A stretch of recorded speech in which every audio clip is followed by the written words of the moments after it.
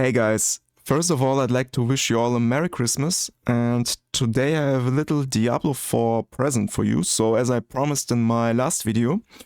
And what I have for you is actually my personal Google Sheet, which I'm using from time to time to calculate my effective health of my character.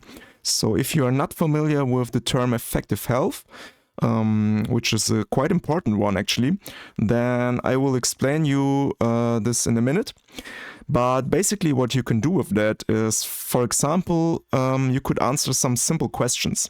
So you could answer the question, what is better, 10% maximum life or 10% damage reduction?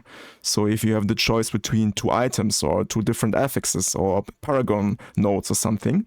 And this, for example, is dependent on the total life amount of your character. So if you understand how effective health works, you can answer questions like this. So here I can show you, this is my Google Sheet that I want to share with you, and I will put it down in the description. So you just need to open this link and then you can create your own copy of it and can edit it by yourself. So yeah, I will explain to you how this works and what effective health basically means. So here I have two different sets of data in this total data sheet here. So here we can compare, for example, two items or two different builds. So here I have one rogue build which is not using a Doombringer. On the other hand, I have more or less the same rogue build with a Doombringer. And here I want to calculate how much of a difference it makes for this rogue build. So for example, how much more tanky I really am with the Doombringer or without. So if you're not familiar with Doombringer, here I can just quickly show you what this item is. It's a uber unique, it's a sword, and it gives you up to 44% maximum life, I believe. And also it has this unique lucky hit affix or aspect, which gives you additional 20% damage reduction for if you proc this lucky hit. So it's a very good defensive item, especially for rogue.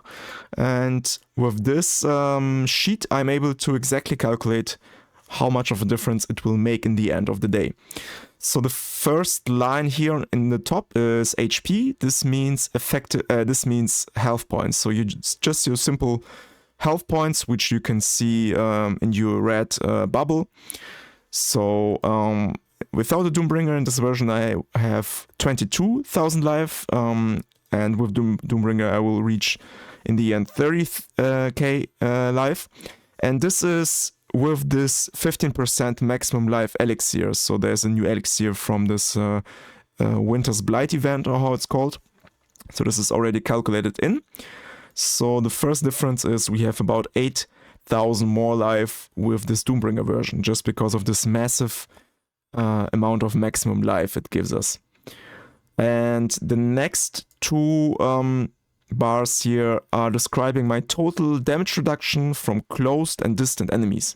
So in Diablo 4 we distinguish between close damage and distant damage. So yeah, there's some differences there, and most of the times you want to go more into close damage reduction, just because combat in Diablo 4 is focused around melee fights and close damage instead of distant damage. So you will usually have a smaller amount of distant damage reduction than close damage reduction. So on the right side here, you can see how this total damage reduction value is actually calculated. So first of all, we have armor.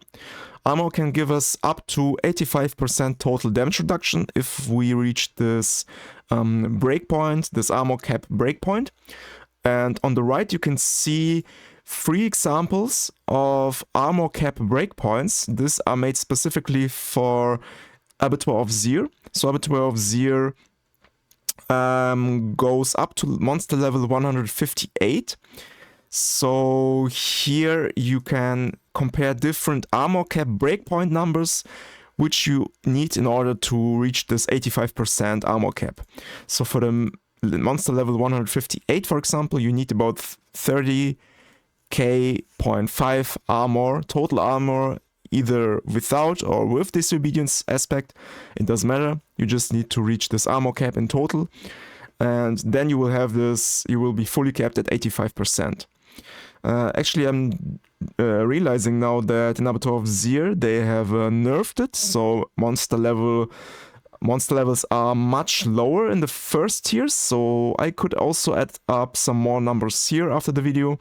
And yeah, basically you can use this sheet here to compare different armor cap breakpoints, how much armor you need to reach this 85% breakpoint.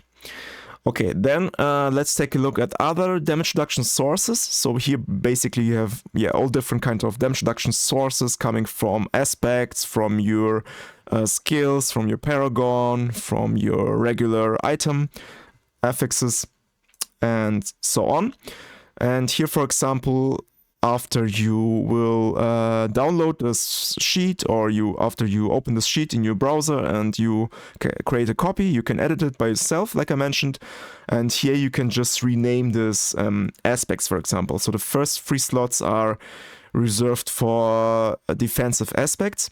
So here, for example, I have the Shaco, Harlequin Crest Shaco, which will give me 20% damage reduction.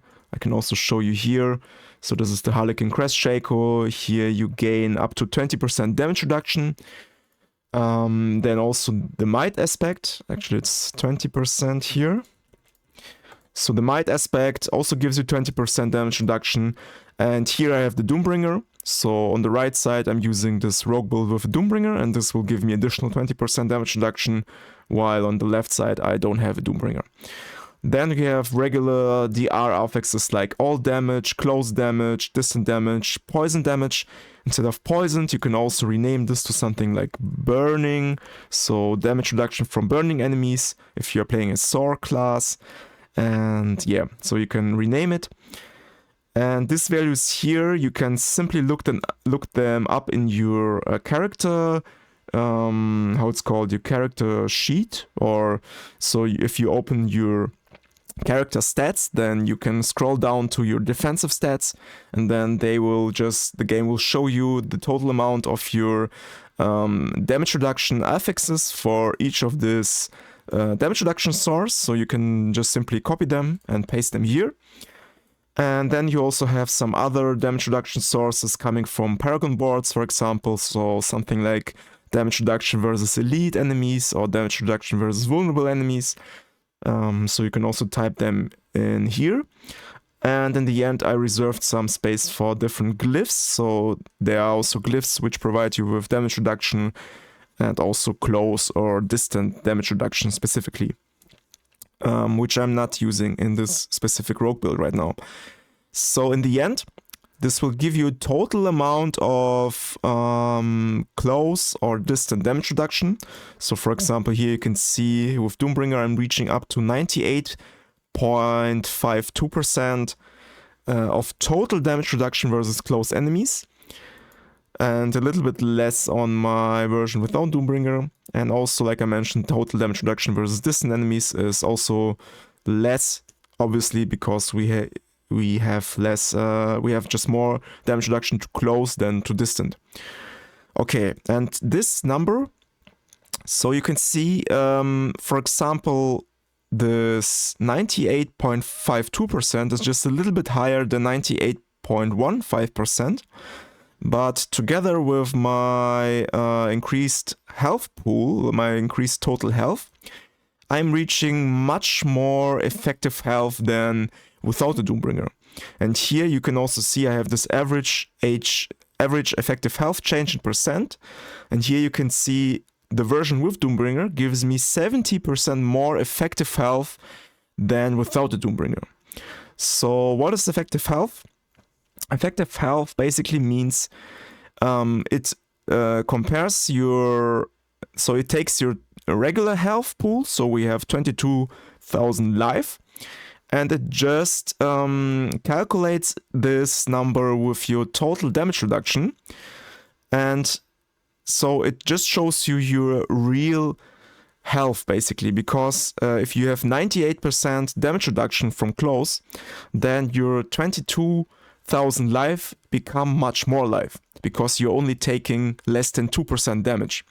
And this way we are reaching this big numbers of effective health of over 1 million, for example, in this case. And yeah, this is basically the most important metric for your defensive survivability in Diablo 4.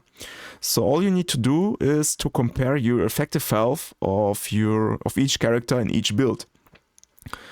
And that's why this number here is also the most important, because it just shows you the change in your effective health, and so this way also the change in your tankiness. And the last bars here describe how many hits you can take after some amount of damage. So for example, HTD means hits to death.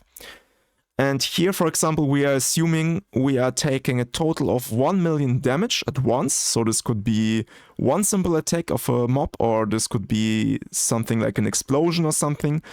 Here we can calculate how many hits we would take before we die from this amount of damage. And since we have more than 1 million effective health, at least from close-ranged enemies, we can say that we would survive actually at least one hit of this 1 million damage. While in effective health from distant range, we would not survive this damage because we have less than 1 million effective health. So here we would just instantly die, and this 1 million damage from a distant enemy would simply one-shot us. And here you can see on the other hand with the Doombringer, because we have much more effective health also on the distant range, in this case we would actually survive this 1 million damage amount. So here we have the first practical case for Doombringer. This could tell us that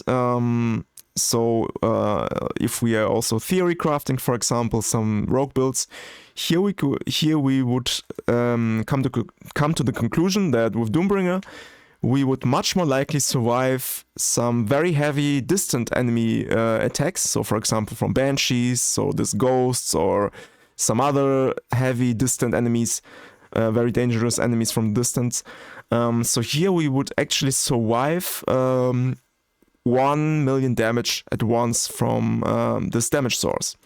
So yeah, just some simple metrics you could compare with this kind of calculation. And here on the bottom I also have the HP change in percent. So for example, if you would like to know how much life do I gain, how much life am I increasing from 22k to 30k, for example, this would be a total of 36% more life added. So also if you're interested in that information. But yeah, basically this is it. So one small tip here: if you just want to compare one specific item like the Doombringer, you just don't need all of this damage reduction sources. So here you could just delete everything and you could just add 20% more damage reduction, which comes from the Doombringer, so from the aspect of the item. And obviously you also increase your life with Doombringer. So here you can see it still shows you the 70% more effective health. So yeah, you don't need all of this this damage reduction numbers if you just want to see the change in percent. But if you want to calculate your real effective health, so how much effective life you have in this game, then obviously you need to type in all of the different damage reduction sources. So yeah, this is basically it. Maybe this will help you, so you can use it to compare different items, to compare different builds, to just get an idea of how tanky your character is. So here you can assume different damage numbers as well.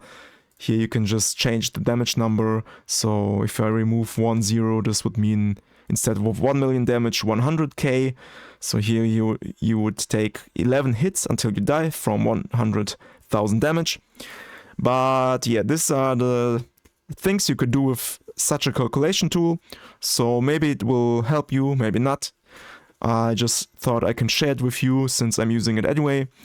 So yeah, my little Christmas gift for you guys, and I wish you very nice holidays and a very nice new year. So maybe I will drop another video in this year, maybe in the next year. I will see, but yeah, if not, I will see you guys in the next year, and I wish you a very nice day, and yeah, bye bye.